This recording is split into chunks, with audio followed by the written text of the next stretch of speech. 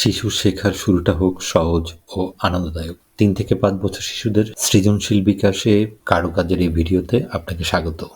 আজকের এই ভিডিওতে আমরা জানব কারুকাজ কি, শিশুদের কেন কারুকাজ করাবো, কারুকাজ কার্যক্রম করতে কি ধরনের উপকরণ শিশুদেরকে সরবরাহ করতে হবে, শিশুদেরকে কেন আমরা এই কার্যক্রম করাবো এবং এই কার্যক্রমের মাধ্যমে শিশুরা কি দক্ষতা অর্জন করতে সক্ষম হবে। চলুন তাহলে ভিডিওটি শুরু করা যাক।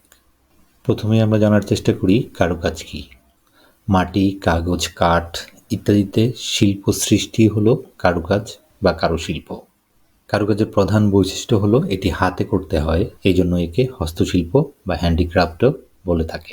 কারুকাজ কেন আমরা শিশুদেরকে কারুকাজ করাবো? মূলত আমি এখানে দুটি পয়েন্ট উল্লেখ করেছি। প্রথমত শিশুদের মনে সৌন্দর্য বোধ জাগানো, আর দ্বিতীয়ত হচ্ছে হাতের সূক্ষ্ম পেশির বিকাশ ঘটানো। শিশুদের মনে সৌন্দর্যবোধ জাগানো ও হাতের সূক্ষ্ম পেশির বিকাশের জন্য কারুশিল্পের প্রাথমিক পর্যায়ের কাজকে শিশুর এই প্রিস্কুল শিক্ষার অন্তর্ভুক্ত করা হয়েছে, যেন একটি শিশু তাদের মনের সৌন্দর্যবোধ এবং সূক্ষ্ম পেশি অর্থাৎ যেটাকে আমরা ফাইন মোটর স্কিল বলে থাকি সেটার জন্য দক্ষতা অর্জন করতে সক্ষম হয়। আমরা এই ক্ষেত্রে শিশুদের জন্য কি কার্যক্রম করাতে পারি? কারুকাজ কার্যক্রমকে পরিচালনা করার ক্ষেত্রে আমরা বিভিন্ন ধরনের কার্যক্রম কিন্তু শিশুদেরকে দিয়ে করাতে পারি, তবে এর মধ্যে উল্লেখযোগ্য কিছু কাজ এখানে উল্লেখ করছি এবং সেই কাজগুলোকে আমরা 3টি ভাগে ভাগ করেছি। একটি হচ্ছে মাটির কাজ, যেমন মার্বেল, চুলা, আম, কলা, বল, পুতুল ইত্যাদি বানানো। দ্বিতীয়ত হচ্ছে কাগজের কাজ, যেমন কাগজ দিয়ে নৌকা, পাখি, উড়োজাহাজ, ফুল ইত্যাদি বানানো। এবং তৃতীয়ত হচ্ছে পাতার কাজ। পাতা দিয়েও আমরা বিভিন্ন ধরনের জিনিস বানাতে পারি, বিভিন্ন আকৃতি বানাতে পারি।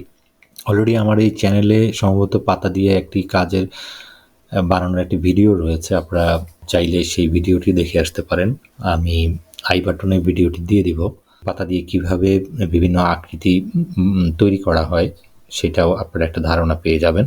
আমি আশা করছি সেই ভিডিওটা আপনাদের শিশুর কার্যক্রম পরিচালনার ক্ষেত্রে সহায়ক হবে। এরপর আমরা জানার চেষ্টা করি এই কার্যক্রমগুলো পরিচালনা করার জন্য আমরা কি ধরনের সামগ্রী শিশুদেরকে সরবরাহ করব। এখানে আমি যেসব সামগ্রীগুলো উল্লেখ করেছি সেটা মূলত যেই 3টি ভাগের কাজের কথা বলেছি আমি সেটার উপরে ভিত্তি করেই আমি উপকরণগুলো সরবরাহের কথা বলছি। আর আপনারা যদি এছাড়াও অন্যান্য কাজও শিশুদেরকে করিয়ে থাকেন তাহলে সেই কাজের উপর ভিত্তি করে যেসব উপকরণ প্রয়োজন সেই সমস্ত উপকরণগুলো আপনারা সংগ্রহ করে নেবেন। আমি এখানে উল্লেখ করছি যে কাদামাটির কাজের জন্য আমাদের যে জিনিসগুলো প্রয়োজন হবে বা শিশুদেরকে আমরা যেসব সামগ্রীগুলো সরবরাহ করব সেটা হচ্ছে কাদামাটি, পানি, প্লাস্টিক, গামলা এবং অন্যান্য সহজলভ্য উপকরণও এই ক্ষেত্রে হতে পারে।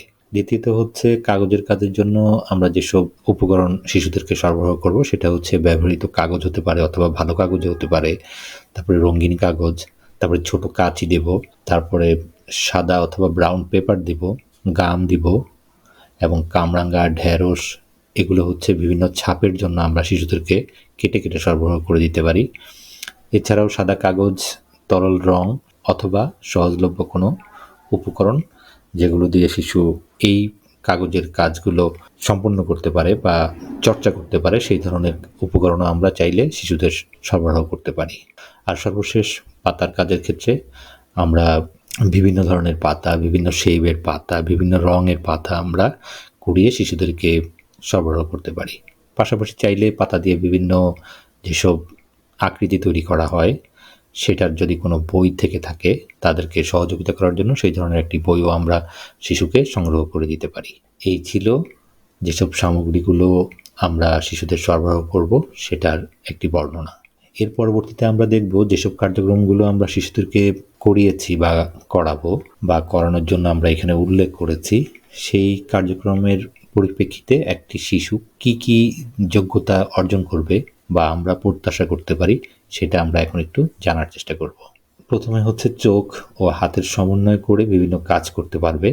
এই দক্ষতাটা খুবই গুরুত্বপূর্ণ প্রতিটি শিশুর জন্য। দ্বিতীয়ত হচ্ছে কাদা, মাটি, কাগজ, পাতা ইত্যাদি সহজলভ্য উপকরণ দিয়ে ইচ্ছামতো তাদের খেলনা তৈরি করতে পারবে। আর তৃতীয়ত হচ্ছে পরিবেশের সহজলভ্য উপাদান দিয়ে বিভিন্ন জিনিস তৈরি করতে পারবে। মনে রাখবেন প্রতিটি শিশুই অনন্য, অর্থাৎ একে অপর চেয়ে ভিন্ন। তাই হয়তো প্যাবেলো পিকাসো বলেছেন, every child is an artist. এই কথাটা এখানে বলার উদ্দেশ্য এটাই, আমরা যখন শিশুদেরকে কাগজের বিভিন্ন জিনিস তৈরি করা অথবা কাদামাটি দিয়ে বিভিন্ন জিনিস তৈরি করা অথবা পাতার বিভিন্ন কাজ যখন আমরা শিশুদেরকে করতে সহযোগিতা করব, তখন হয়তো তাদের চিন্তাভাবনা অনুযায়ী শিশু বিভিন্ন ধরনের জিনিস বা বিভিন্ন ধরনের আকৃতি বানাতে পারে।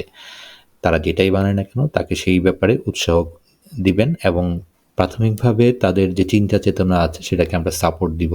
যদি সে কোনো একটা শেপ তৈরি করতে নাও পারে প্রপারলি, তারপরেও তাদেরকে আমরা উৎসাহ দেব। পরবর্তীতে সেটাকে আস্তে আস্তে সংশোধন করে নিব।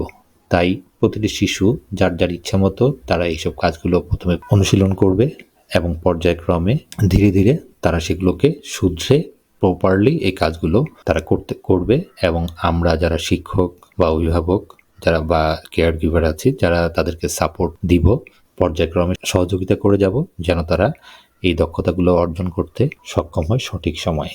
এই কার্যক্রমগুলো পরিচালনার ক্ষেত্রে অবশ্যই আমাদের অভিভাবক বা শিক্ষক বা যারা শিশুকে সাপোর্ট দিচ্ছেন বা কার্যক্রম পরিচালনা করার ক্ষেত্রে সহযোগিতা করছেন তাদেরকে অনেক ক্ষেত্রেই সাবধানতা অবলম্বন করতে হবে, যেন ধারালো কাঁচি অথবা কাদা বালি কাগজ বা পাতা এসব ব্যবহার করে কার্যক্রম পরিচালনার ক্ষেত্রে যেন শিশু সেই উপকরণ দিয়ে কোনোভাবেই কোনো রকম ক্ষতিগ্রস্ত না হয়।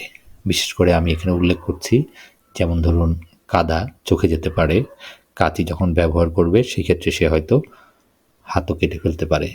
এই ধরনের যেখানে যেখানে সাবধানতা অবলম্বন করা দরকার অবশ্যই সেই সাবধানতাগুলো অবলম্বন করবেন। যাই হোক, আপনার প্রিয় সন্তানের জন্য কারু সামগ্রী সংগ্রহ করুন, সন্তানকে নিয়ে বসুন, কাজ শুরু করুন এবং সকলে মিলে মজা করুন। ভিডিওটি ভালো লাগলে লাইক ও শেয়ার করে অন্যদের দেখার সুযোগ করে দিন এবং সাবস্ক্রাইব করে আমাদের সাথেই থাকুন। তবেই দেখা হবে পরবর্তী অনেক তথ্যবহুল ভিডিওতে। ততক্ষণ ভালো থাকুন। আল্লাহ হাফেজ।